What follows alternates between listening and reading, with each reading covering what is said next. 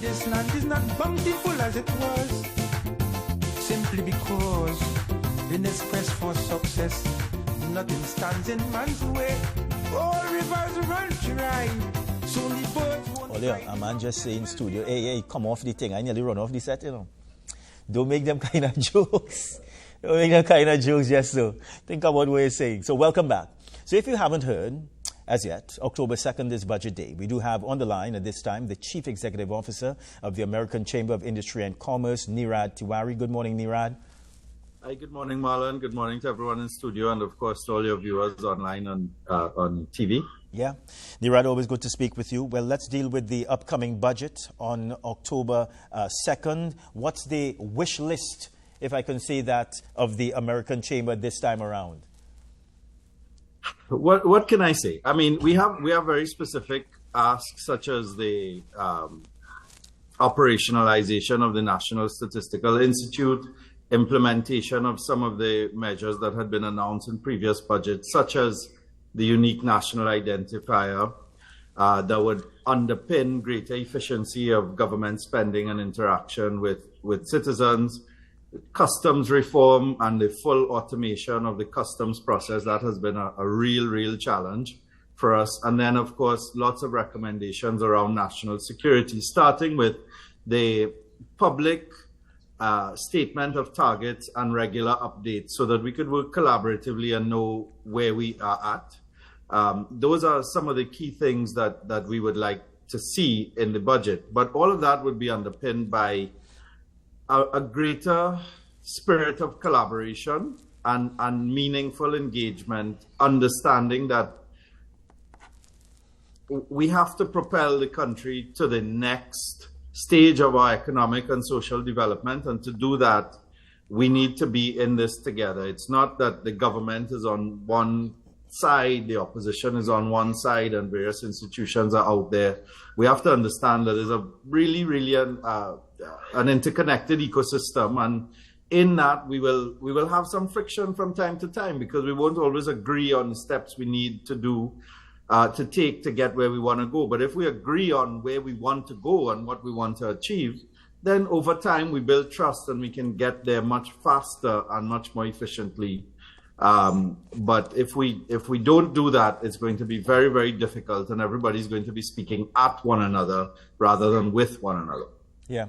Nirad, as we move in the run-up to the budget here, we do have some situations that we are dealing with in Trinidad and Tobago. One is crime. Over the past few days, apparently the Forex problem has gotten worse in Trinidad and Tobago because we're seeing banks now telling persons with credit cards that they have to slash their limit. There are also problems on the sea bridge. So we are facing a number of serious problems as the finance minister gets prepared to deliver this budget.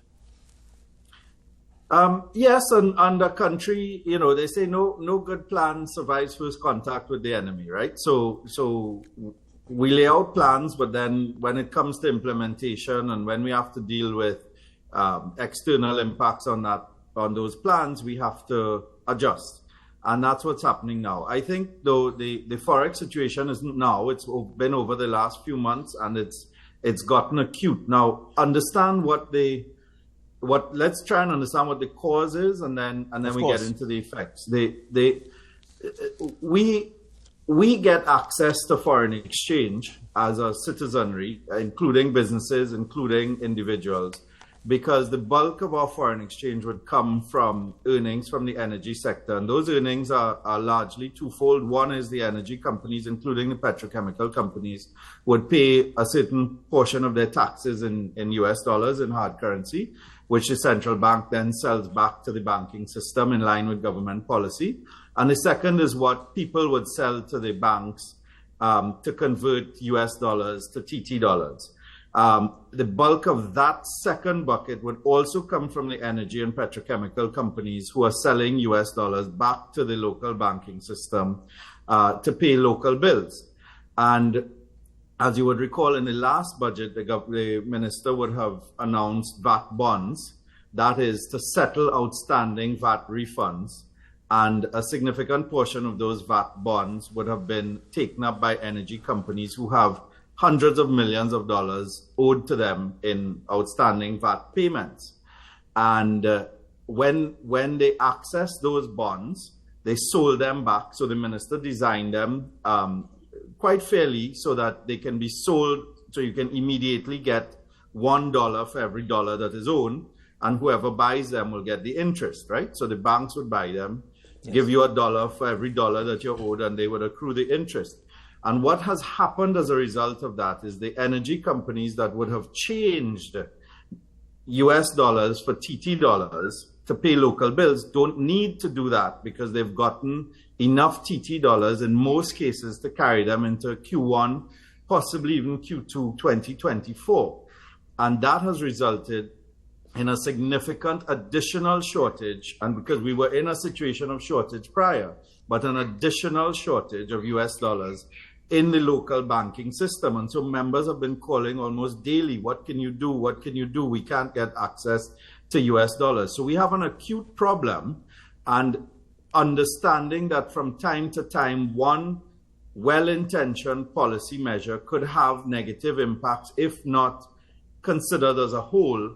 It is probably a good idea to make an ad hoc for the Ministry of Finance to request of the central bank to make an additional ad hoc injection of US dollars, as in sell more US dollars than they would have to the local banking system, especially as we get to the Christmas period, which is a period where people tend to buy supplies and stock and so on. And in the hope that, of course, our economic fundamentals improve, so as in gas production and exports and so on, so that we can rebuild the reserves as we go. But Nirad, hasn't that been tried in the past? The injection of funds and almost immediately it disappears. As you alluded to the fact, this problem has been around for a while now. The finance minister would have said a few days ago, well, it's the demand, the high demand for US. That's why these cuts have been made, the limits on credit cards. But is there a quick fix to this problem? There's no quick fix. What there is a Band-Aid. So the injection would be the Band-Aid, because we cannot cripple businesses. Now, people say, well, every business should own their own Forex and so on. But you have a situation in Trinidad and Tobago where, because of the structure of our economy and the size of the government on one hand and the size of the energy sector on the other, a lot of businesses in Trinidad and Tobago need foreign inputs to be able to service those two large sectors, right? The government and the energy sector. And for small businesses who operate on margins where they can't have large inventory, being able to spend 3, 5, 10,000 US to get stock to meet their demand, to meet their supply demands on a rolling basis is critical. And without that, what you're going to have is a significant impact on employment. You're going to have a significant impact on small businesses who really keep the economy going. There's already the cost of doing business as a result of having to try and manage longer payment terms, the cost of acquiring foreign exchange and the like, is a big challenge to many medium and large businesses in our context, of course. And this is going to cripple. So what we're saying is, look, if we have, as we do, 8+ months of reserve cover, the global benchmark is 3. We do not want, of course, to run down the reserves as a country. That shouldn't be our goal.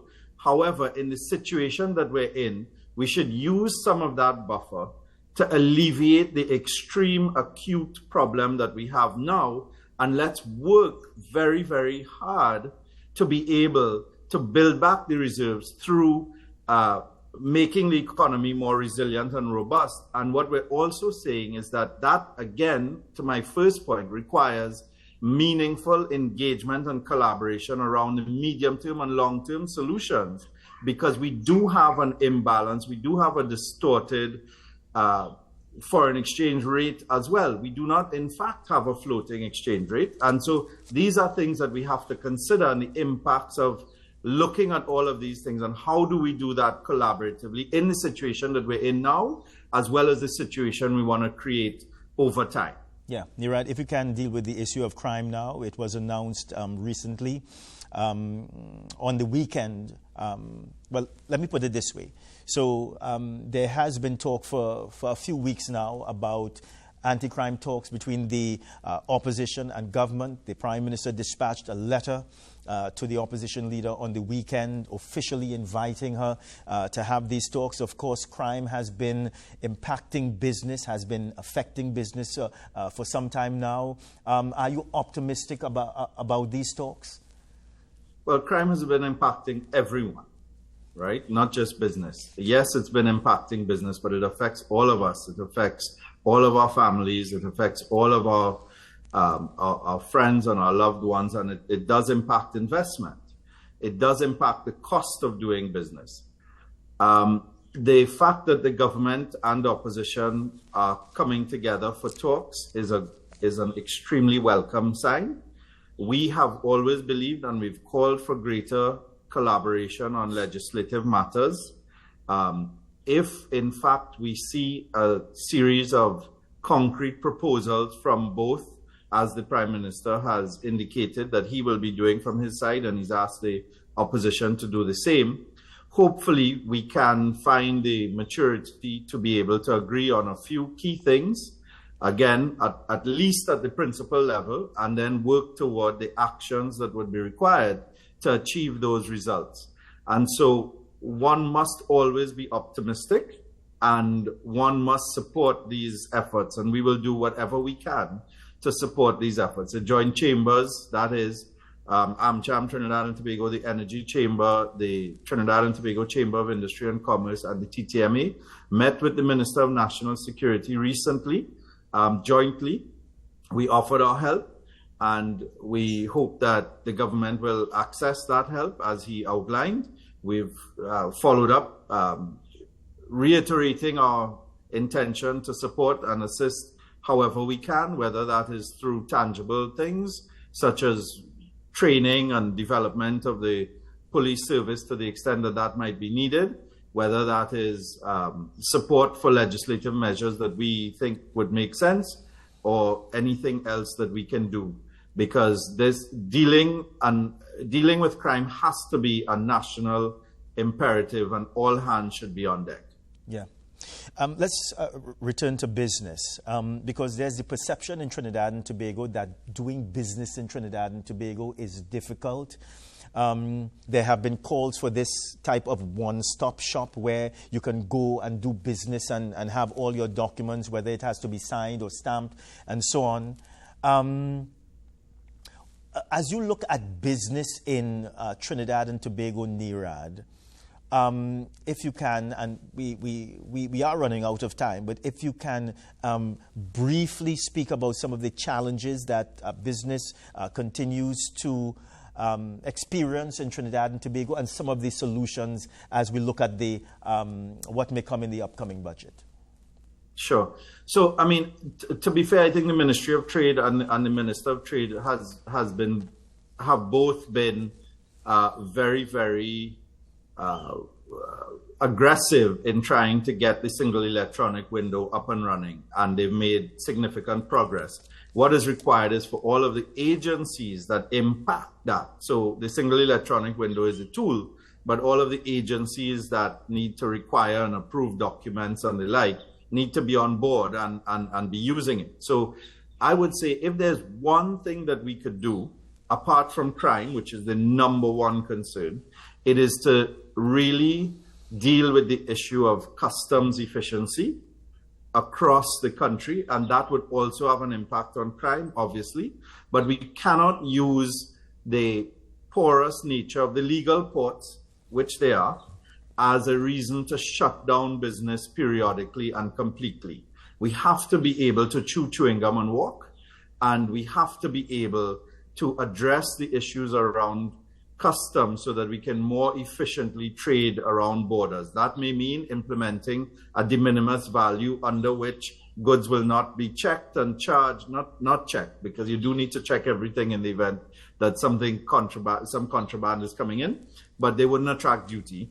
And we need to go fully online with the customs system so that you can have a risk management system built in, hopefully one that is robust, and allow for trade to happen much more efficiently. When you look at our stats, they're not where they need to be as compared to others.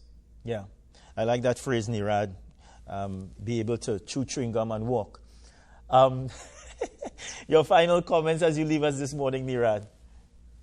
Listen, Trinidad and Tobago is our home. Trinidad and Tobago is a place that has given all of us a whole lot of positive, and therefore we need to work together to make it even better and to make sure that the next generations can get even more value and can get even more enjoyment from the space that we call home. And therefore, when we look at things like a budget or any other policy measure or action, we need to think about them, the future generations, that is, but solving the problems now and understanding that we all have to work together, even if working together is sometimes difficult and uncomfortable. Yeah, Nirad, it's always a pleasure speaking with you. Thank you for taking the time this morning and giving your perspective on this matter. Thank you very much again. Bye for now. Yes, thanks. Yeah, okay.